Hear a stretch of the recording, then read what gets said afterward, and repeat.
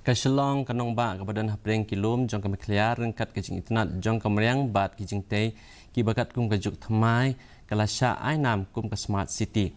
Wala ka jing don jong ka LED screen ki balapan i ya ka Shillong smart city bun kim dade ki khana ki bala ban ong ba ki bakat kum ka juk bamenta badang bun ru ki bamat ki jing bat ya kini la ban wanra ya ka jing kala la dale tung ini kmi ya ka ni ka kubor.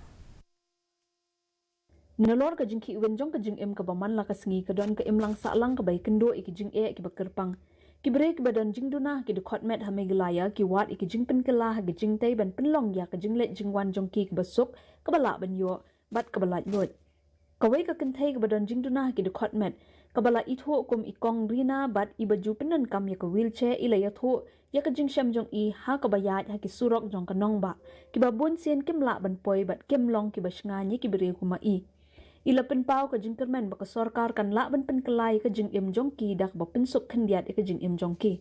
To my experience, we cannot say that city is not accessible. You know, we cannot say that it's accessible for a person like us. If you are to go outside, you would definitely have to be passed through the same road with a lot of vehicles. It's not safe. Many times, with my experience, it's not safe. I went to traveling like through footpath. I've been, but again, that is not accessible for us.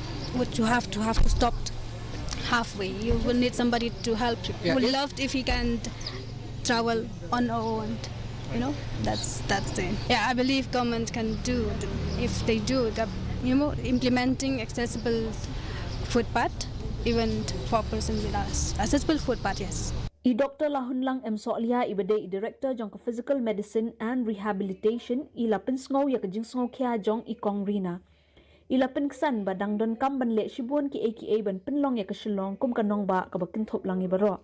I found too many patients struggling because they cannot come for their appointments or struggling because many say I cannot go to church anymore.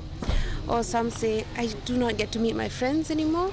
So it affects them at a very whole level. Our government, if we want to really stand out, we're already the first in the Northeast, as far as we believe. But if we want to encourage tourism and people coming in from outside, they will work towards that. And I'm sure that that they are doing a lot of things towards that regard.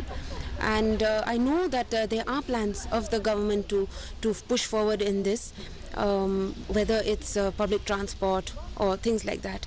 There is still much more needed to be done. I don't think we're anywhere close to being a place which is friendly to our citizens. So, although they have done respectfully a lot, there's still much more to be done. Yeah. Thank you. Thank you so much. Thank you all. And Kaken huan jong kibre ki badan jing Duna ha ki Dkhot met ha meglaya kim shimpan ya ka ka baram dor henry ki pan tang ya ka jing le sngo lam ki barit ban pentikina bikin yo long lam kum ki wei ha ka jing ya lenti jong ki kat bang ngidang ya le ban penlong ya ka Nongbah Shillong kum ka smart city tungin omklet ya ka jing don kam jong ki nong shong snong jong ni ki badan jing Duna ha ki Dkhot met. Bureau report DD News Meghalaya.